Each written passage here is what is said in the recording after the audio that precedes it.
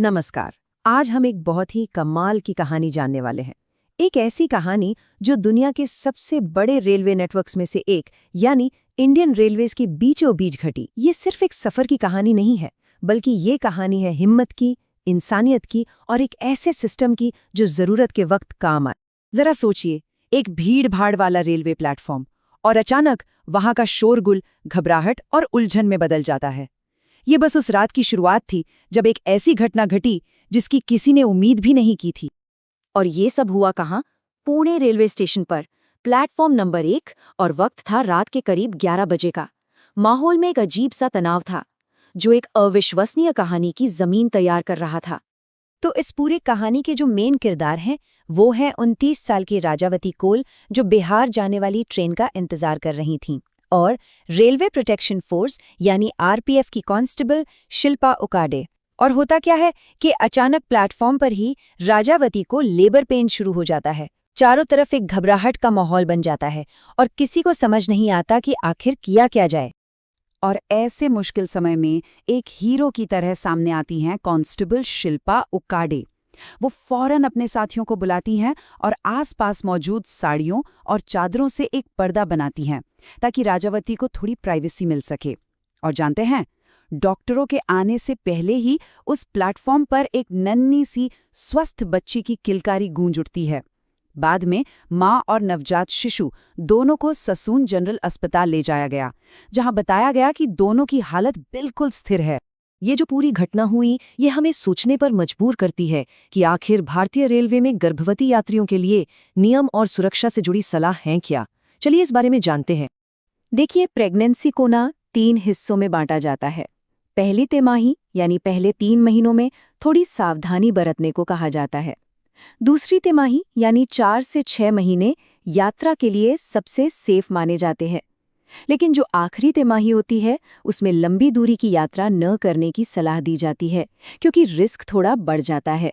अब एक बड़ी मजेदार बात यह है कि इंडियन रेलवेज प्रेग्नेंट यात्रियों से किसी भी तरह का मेडिकल सर्टिफिकेट नहीं मांगता है। लेकिन हाँ, ये सलाह हमेशा दी जाती है कि डॉक्टर का एक नोट और इमरजेंसी कॉन्टैक्ट्स हमेशा अपने साथ रखें। तो अगर यात्रा करनी ही पड़ रही है तो सही क्लास का चुनाव बहुत जरूरी हो जाता है। एसी क्लास, चाहे वो 2 टियर हो या 3 टियर, ज्यादा जगह और आराम की वजह से एक बेहतर ऑप्शन है। स्लीपर क्लास में भीड़ और झटके ज्यादा हो सकते हैं, तो उसे अवॉइड करना ही बेहतर है। चलिए, अपनी तैयारी तो ठीक है, लेकिन ये भी जानना जरूरी है ना कि अगर कुछ इमरजेंसी हो जाए तो रेलवे का सिस्टम कैसे मदद करेगा। और इसी सिस्टम का एक बहुत अहम हिस्सा है RPF.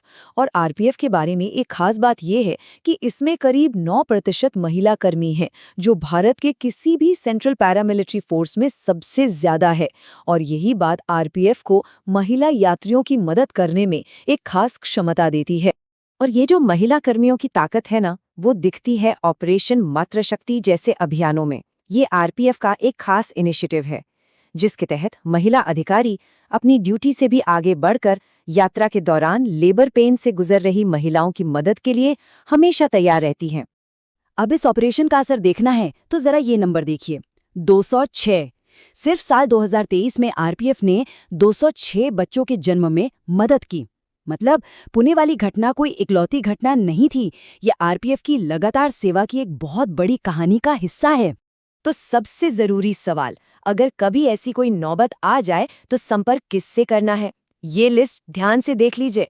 TTE, train guard, station master से लेकर रेलवे हेल्पलाइन 139 तक मदद के लिए कई रास्ते खुले हैं। ठीक है, बच्चे का जन्म हो गया, माँ और बच्चा दोनों सुरक्षित हैं। लेकिन कहानी यहाँ खत्म नहीं होती। अब शुरू होती है कानूनी पहचान और कागजी कार्रवाई की प्रक्रिया। तो सबसे पहला और सबसे ज़रूरी काम होता है बर्थ सर्टिफिकेट बनवाना। इसके लिए जन्म के 21 दिनों के अंदर आपको लोकल म्यूनिसिपल कॉर्पोरेशन ऑफिस से फॉर्म लेकर जमा करना होता है। फिर अधिकारी डिटेल्स की जांच करते हैं और सब कुछ सही होने पर सर्टिफिकेट जारी कर दिया जाता है। और हाँ, इस एप्लीकेशन के साथ कुछ ज़रूरी कागजात भी लगते हैं, जैसे अस्पताल के रिकॉर्ड्स और माता पिता का आईडी प्रूफ। और अगर जन्म अस्पताल के बाहर हुआ हो, जैसा कि इस केस में हुआ, तो एक एफिडेविट की भी जरूरत पड़ सकती है। चलिए अब आते हैं एक ऐसे सवाल पर जो सालों से लोगों के बीच एक मजेदार कहानी बनकर घूम रहा है। सवाल ये है कि क्या सच में ट्रेन में पैदा होने वाले बच्चों को जिंदगी भर फ्री में सफर करने का पास मिलता है?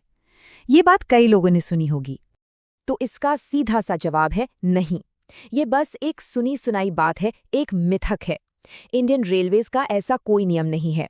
लेकिन हाँ, एक बात याद रखने वाली है कि जन्म के दौरान रेलवे की तरफ से जो भी मेडिकल मदद दी जाती है वो बिल्कुल मुफ्त होती है।